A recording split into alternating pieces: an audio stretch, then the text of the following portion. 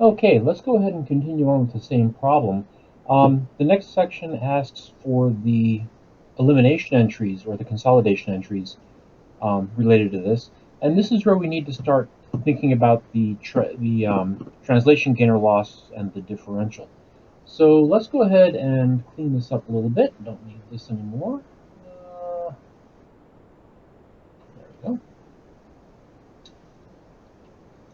Okay, for the differential, what we need to do is, shoot, I eliminated my difference. There we go, it's right there.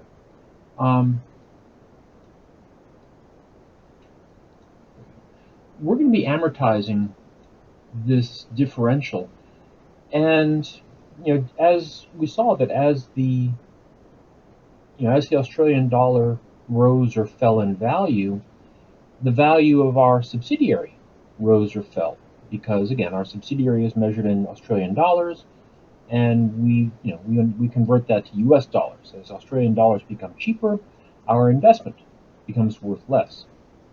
We need to do the exact same thing with the differential asset. We calculated the translation gain or loss from the actual trial balance, their actual recorded assets and liabilities.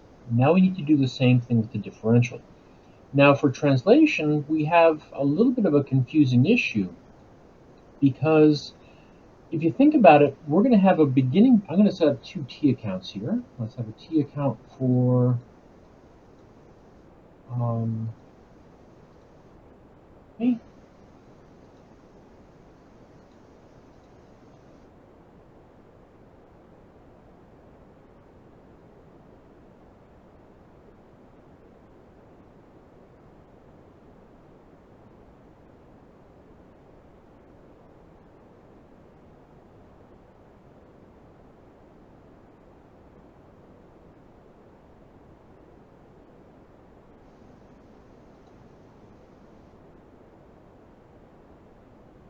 We're going to have a T account for the differential, and I'm going to do this.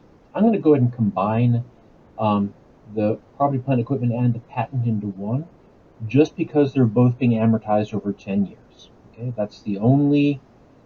No, I guess I shouldn't do that. I'll do them separately. So we're going to have the property, plant, equipment in Australian dollars, and we're going to have the property, plant, and equipment in US dollars.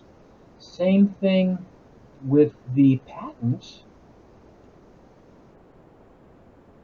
We're going to have the patent in Australian dollars and the patent in US dollars.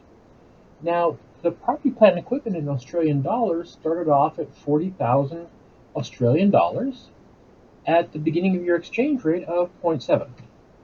Same thing with the patent.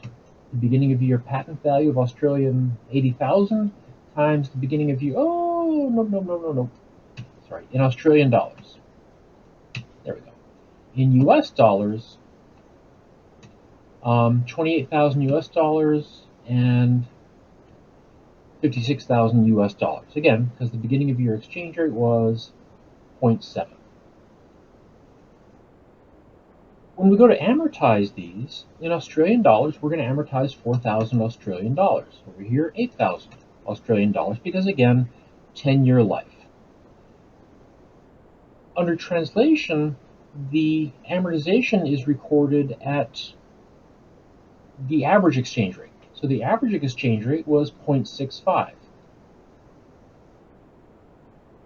So the amortization, 4,000 Australian dollars at 65 cents per Australian dollar, 8,000 Australian dollars at 65 cents per Australian dollars.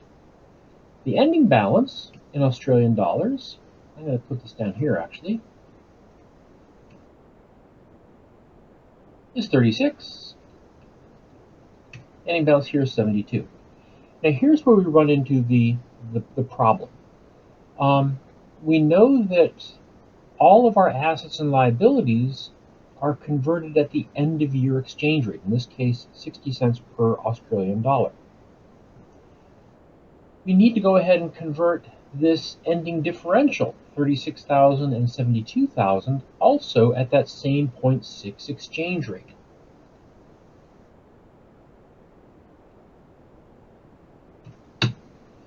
The problem is this minus this doesn't equal that.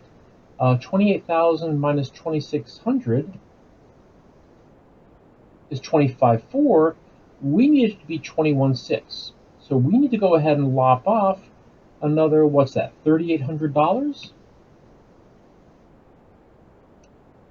to make that balance. So this is going to be the translation loss on the differential. The exact same thing here. In US dollars, we started out with 56, we took away 52, leaving us with 50,800. Based on the dropping exchange rate, we only want to report 43.2. So we're going to have to take away another 7,600. That's another translation loss. Okay, so we have two types of translation gains and losses. We have one translation gain or loss based upon the translation of the actual trial balance. This, when we cast the subsidiary's trial balance in US dollars, it doesn't balance. This 16,760 debit is what makes it balance. So we take this entire thing and put it into the worksheet as the trial balance. This one, this 38 and 76, so what does that add up to? $11,400. That does not actually appear in the subsidiary's trial balance. Those differential assets don't exist in the subsidiary's trial balance. They exist in our notes, but they don't actually exist, as far as the subsidiary is concerned, they neither know nor care about this differential. The subsidiary only worries about book values. Okay, so let's go ahead and go through our, let's go and do our equity method entries first, then we can do our elimination entries. For our equity method entries, we're going to go ahead and say, again, invest, income, dividends, amortization. So we'll do those in the usual fashion. Investment in Selena and income from Selena for our share of their dollar-denominated income. So 80% of that 57,070 we calculated in the last problem. Dividends.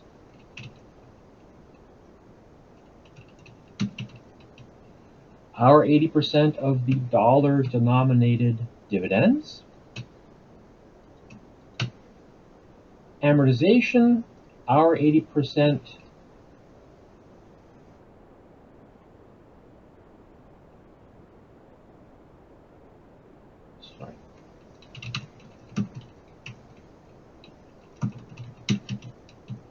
our 80% of the dollar amount of the amortization, which we've got right here. So that plus that. Oh, wrong ones. There's the amortization.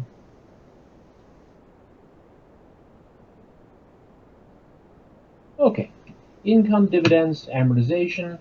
Only rub was we had to convert from Australian dollars to US dollars before we could do that. Now let's go ahead and do our translation gains and losses, or losses. So first, we're going to have two sources of translation gain or loss. We're going to have the translation gain or loss from the actual translation of the trial balance. So trans loss from trial balance. So again, this is going to be OCI, translation loss.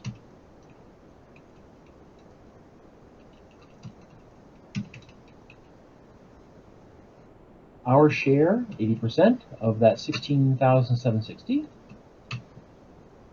And our share, this one, trans loss from differential. OCI, translation loss, investment in Selena, our 80%, and again, we got two of those. We got one from the property, plant, equipment, and one from the patent.